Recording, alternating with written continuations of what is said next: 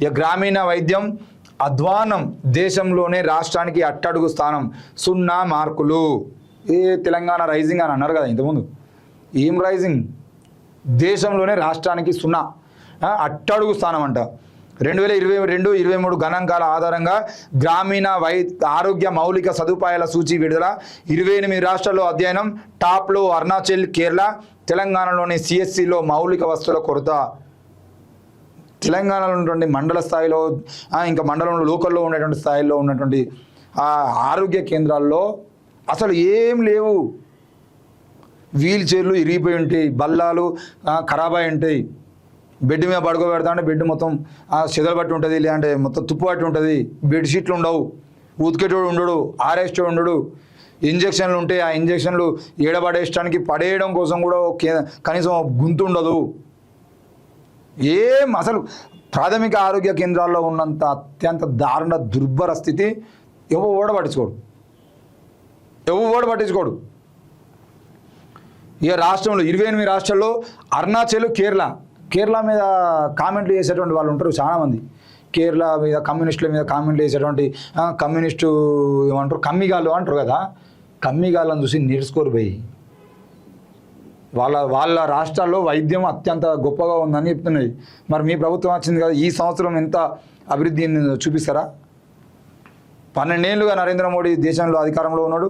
అంతకుముందు గుజరాత్ ముఖ్యమంత్రిగా ఉన్నాడు కదా, గుజరాత్ ఎందుకు టాప్లో లేదు వైద్యంలో? గుజరాత్ ఎందుకు టాప్లో లేదు అని అడుగుతున్నా.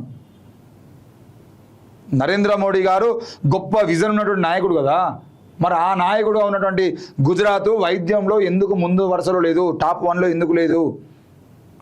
అదే రాష్ట్రానికి సంబంధించిన వ్యక్తి నరేంద్ర మోడీ ప్రధానిగా ఉన్నాడు 12 ఏళ్ల నుండి. అంతకుముందు అదే గుజరాత్కు ముఖ్యమంత్రిగా ఉన్నాడు. 20 ఏళ్ల నుండి నీ రాజకీయాలు నడుస్తున్నప్పుడు 20 ఏళ్ళ నీ రాజకీయాల్లో నీ రాష్ట్రం వెలగలేకపోతే నువ్వు దేశం ఎక్కడ వెలుగుతుందో నాకు అర్థం కాదు. ఈరోజు 20 ఏళ్ల నుండి ఒక రాష్ట్రాన్ని పట్టుకున్నటువంటి వ్యక్తి దేశానికి ప్రధానిగా ఉండి 12 ఏళ్ల ప్రధాని, అంతకుముందు ముఖ్యమంత్రిగా ఉన్నటువంటి వ్యక్తి వల్ల కనీసం ఆయన రాష్ట్రమే వెలగకపోతే దేశాన్ని ఎట్లా వెలిగిస్తాడు అని అడుగుతున్నా.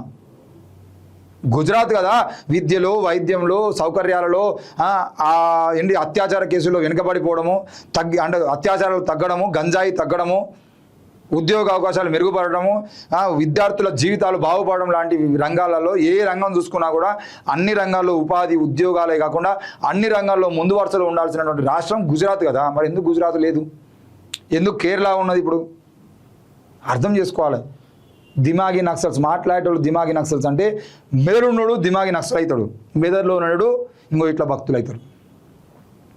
మెదడు లేకుండా గుజరాత్ ఎందుకు లేదు? మరి కరెక్టే కదా. అరే వీళ్ళు అడుగుతున్న ప్రశ్న కరెక్టే కదా. గుజరాత్ ఇప్పుడు నరేంద్ర మోడీని నమ్ముకున్న గుజరాతే టాప్లో లేకపోతే, కమ్యూనిస్టులను నమ్ముకున్న కేరళ టాప్లో ఉండేది ఉంటే, మరి నరేంద్ర మోడీ ఏం చేసిండు అనేటువంటి ప్రశ్న రాకపోతే నీకు మెదడు లేదని అర్థం. మెదడు లేని అందరూ ఈరోజు దేశభక్తులు, మెదడు ఉన్నోడేమో దిమాగి నక్సల్. గంతే ఇక, ఇంతకన్నా ఏం లేదు.